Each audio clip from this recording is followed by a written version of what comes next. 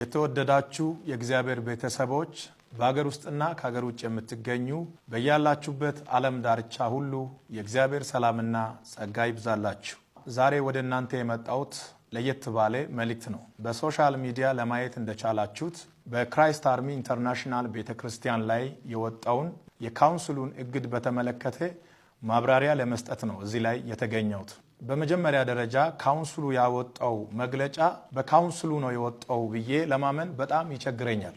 እንደዚህ ለማለት የቻልኩበት ዋናው ምክንያት ካውንስሉ ራሱን የቻለ ትልቅ ተቋም ስለሆነ ከላይ እስከ ታች የተዘረጋ አሰራር ስላለው በአንድ ጉዳይ ላይ መግለጫ ከማውጣቱ በፊት ተቋሙን በተመለከተ ያንን ተቋም የሚመራውን ሰው በደብዳቤ ጠርቶ ማነጋገር እንደሚገባ የሚያሳዩ ነገሮች ስላሉ ይሄ ደግሞ በእኔ ላይ ወይም ደግሞ እኔ በማገለግልበት ቤተክርስቲያን ላይ ስላልተደረገ በሶሻል ሚዲያ ላይ የተመለከታችሁትን የካውንስሉን መግለጫ ካውንስሉ እንዳወጣ የሚያስመስለው ከላይኛ ከታች የተጻፈው የካውንስሉ ስም እንጂ በውስጡ ላይ የተቀመጠው መልእክት የአንድ ግለሰብ መልእክትና አጀንዳ እንደሆነ ግልጽ ሊሆን ይገባል። ካውንስሉ ሲቋቋም የተቋቋመበት ዓላማ አለ።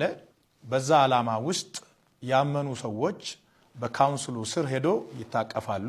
በካውንስሉ የሚሰጠውን አቅጣጫና አመራር ተከትሎ ቤተ እምነቶች ይሰራሉ። ካውንስሉ የተጣሰ ደንብ አለ ብሎ የሚያምን ከሆነ ያንን የጣሰውን ግለሰብ በደብዳቤ ጠርቶ መጠየቅ እንደሚገባ በካውንስሉ ሕገ ስርዓት ላይ የተቀመጠ ደንቡ ያስገድዳል።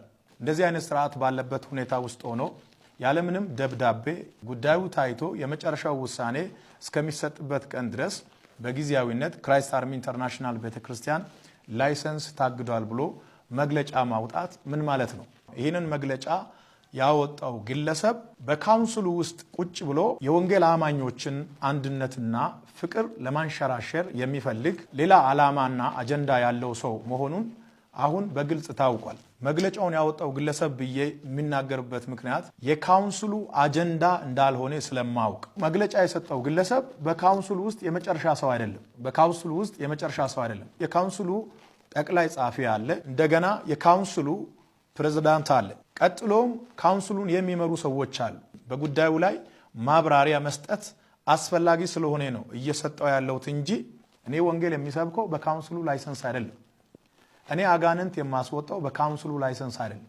እኔ ለበሽተኞች የሚጸልየው በካውንስሉ ላይሰንስ አይደለም። እኔ ካውንስሉን እንደ ካውንስል ሪስፔክት አደርጋለሁ። ካውንስሉ ሲቋቋም ከዜሮ ስንነሳ የነበርኩት ሰው ነኝ።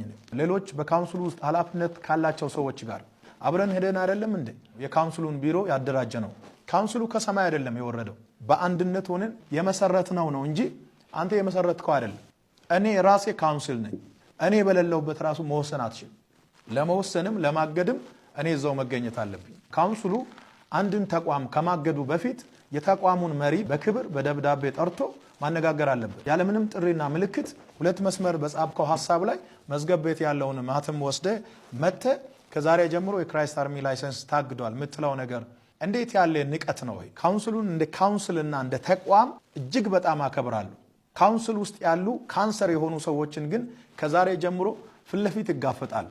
በካውንስሉ ውስጥ ደግሞ እጅግ በጣም የተከበሩ የሰከኑ ምንም ሲፈጠር በተረጋጋ መንፈስ የሚያዩ ለማስተካከል ብቻ የሚሰሩ ሰዎች አሉ። ካውንስሉ እኔን ፈልጎ አልመጣም።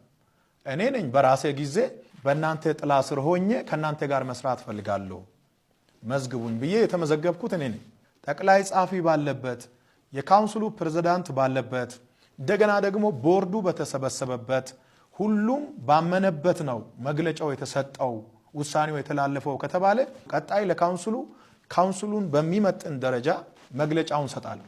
ለዚህ አግደናል ለሚባለው ጉዳይ መነሻ የሆነውን ነገር ማንሳት ፈልጋለሁ። ከመጋቢት 12 እስከ 14 ድረስ ለሶስት ተከታታይ ቀናት በሐዋሳ መስቀል አደባባይ የነበረውን ኮንፈረንስ ለማገልገል በተደረገው ጉዞ በሲዳማ ብሔራዊ ክልላዊ መንግስትና በሲዳማ ክልል ወንጌል አማኞች ካውንስል አማካኝነት የተደረገልንን አቀባበል ከመቃወም ነው እንግዲህ የተነሱት። መግለጫውን ያወጣው ካውንስሉ ነው ብለን እንኳን ብንወስድ ሐዋሳ በነበረው ኮንፈረንስ የተደረገው ዌልካም ፕሮግራም ምንድነው የተበላሸው? የተጣሰው ደንብ ምንድነው? የተጣሰው የአጋንንት ራዳር እንጂ ሌላ የተጣሰ ስነ ምግባር የለም። አንድ አገልጋይ ወደ ከተማ ሲገባ ብዙ ጦር መሳሪያ የያዘ የመንግስት ሰራዊት ወጥቶ ለምን ተቀበለ የሚለው የመጀመሪያው የካውንስሉ ጥያቄ ስለሆነ ከዚህ ጋር ተያይዞ አንድ ነገር መናገር ፈልጋለሁ። ጦር መሳሪያ የያዘ የመንግስት ወታደር ወጥቶ አገልጋዩን ለምን ይቀበላል የሚለው ጥያቄ እና ማማሲያ ይዞ እንዲወጣ ነው የምትፈልገው? ጉዞ የመንፈሳዊ ጉዞ ይሁን እንጂ በዛ ስፍራ የሚሰበሰበው ሰው ስለሆነ ብዙ ህዝብ ስለሚሰበሰብ ሲዳማ ብሔራዊ ክልላዊ መንግስት አምኖ ሰራዊት መድቧል። ከዚህ በፊት በተለያየ ቦታ ኮንፈረንስ ሲደረግ እንደሚደረገው ነው ሲዳማ ብሔራዊ ክልላዊ መንግስት ያደረገው። አዲስ የተፈጠረ ነገር የለም። ክራይስት አርሚ ኢንተርናሽናል ቤተክርስቲያን በኢትዮጵያ በተለያዩ ክልሎች አገር አቀፋዊ ኮንፈረንሶችን ስታዘጋጅ ኖራለች። ለመጀመሪያ ጊዜ አይደለም። በዚህ ሁሉ ደግሞ በሚሊዮኖች የሚቆጠሩ ሰዎች በአንድ ስፍራ ስለሚሰበሰቡ የህዝቡን ደህንነት ለመጠበቅ መንግስት ሰራዊት ይመድባል። በሚዲያ ላይ እንዳያችሁት በሚሊዮኖች የሚቆጠሩ ሰዎች በአንድ ጊዜ ወደ አንድ ስፍራ ይሰበሰባሉ። በዚህ ቦታ የህዝቡ ደህንነት መጠበቅ አለበት። ገንዘብ ወስዶ መመለስ ያልቻለ ችግር ያለበት ሰው ነው የሚታጀበው። እኛ ወንጌል አማኞች ምንም አይነት ሰራዊት አንፈልግም እያልክ የተናገርክበት ነገር አለ። እኛ ወደ አደባባይ ወጥተን በሚሊዮን የሚቆጠር ህዝብ የእግዚአብሔርን ወንጌል ለመስማት ስለመጣ በዛ ስፍራ በተሰበሰበው ህዝብ መሃል ምንም አይነት ጥቃት እንዳይደርስበት የሰማዩ ጥበቃ እንዳለ ሆኖ በምድር ላይ ግን በዛ ስፍራ የሚሰበሰበውን የህዝቡን ደህንነት ለማወክ የሚመጣ ኃይል ካለ ህዝቡን ለመጠበቅ ነው ሰራዊት የመጣው። ቢሮ ውስጥ ለተቀመጠ ሰው ሰራዊት ለምንድን ነው የሚመደበው?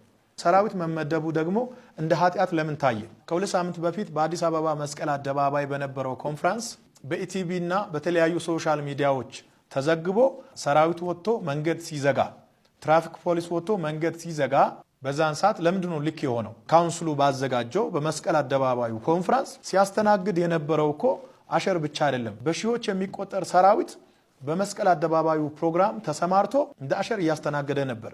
ለሁለት ተከታታይ ቀናት መንገዱ ተዘግቶ ነበር። ሁሉም ነገር እናንተ ስታደርጉ ልክ ሆኖ እኛ ስናደርግ ልክ የማይሆንበት ምንም ምክንያት የለም። በሐዋሳ የተደረገው አቀባበል ላንተ ቢሆን በእርግጠኝነት ልክ ነው። ለኔ ስለሆነ ግን ስተት ሆኖ ታየ።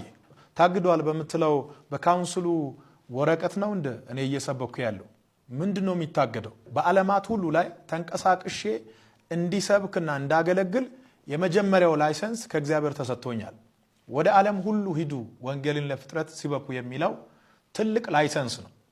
ታግዷል ያለው ካውንስሉ ከሆነ ካውንስሉ እንደ ካውንስል ሌጋል በሆነ ደብዳቤ ይጠይቀኝ። ካውንስሉ ተጥሷል ብሎ የሚያምነው የተኛው ደንብ እንደሆነ ጠርቶ በሚያነጋግርበት ጊዜ ምላሽ ሰጣለሁ።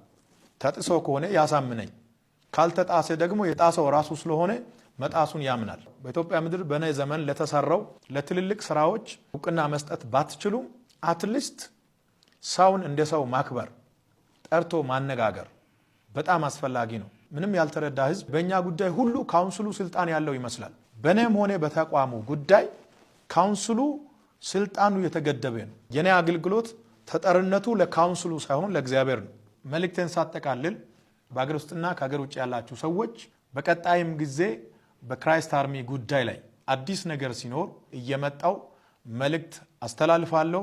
ካውንስሉ የሰጠውን ወረቀት ካውንስሉ ሊያግድ ይችላል። ከካውንስሉ በፊት ክራይስት አርሚ በመላው ዓለም ወንጌልን በመስበክ ለብዙ ሰዎች መዳን የሆነች ቤተክርስቲያን ናት። ከካውንስሉም በኋላ ትቀጥላለች። በዚሁ አጋጣሚ እንዳውም ከፊታችን እሁድ ከጠዋቱ 12 ሰዓት ጀምሮ ድንቅ ፕሮግራም አለ። እያንዳንዱ ሰው ቤተሰቦቹና ጓደኞቹን ጋብዞ በዚህ ፕሮግራም ይገኝ። ወንጌል ይቀጥላል፣ እኛም እንቀጥላለን። በሚቀጥለው ጊዜ እንገናኛለን። በመላው ዓለም ሆናችሁ መልእክቴን ያዳመጣችሁ የጌታ ቤተሰቦች ሰላምና ጸጋ ከሁላችሁም ጋር ይሁን። አሜን።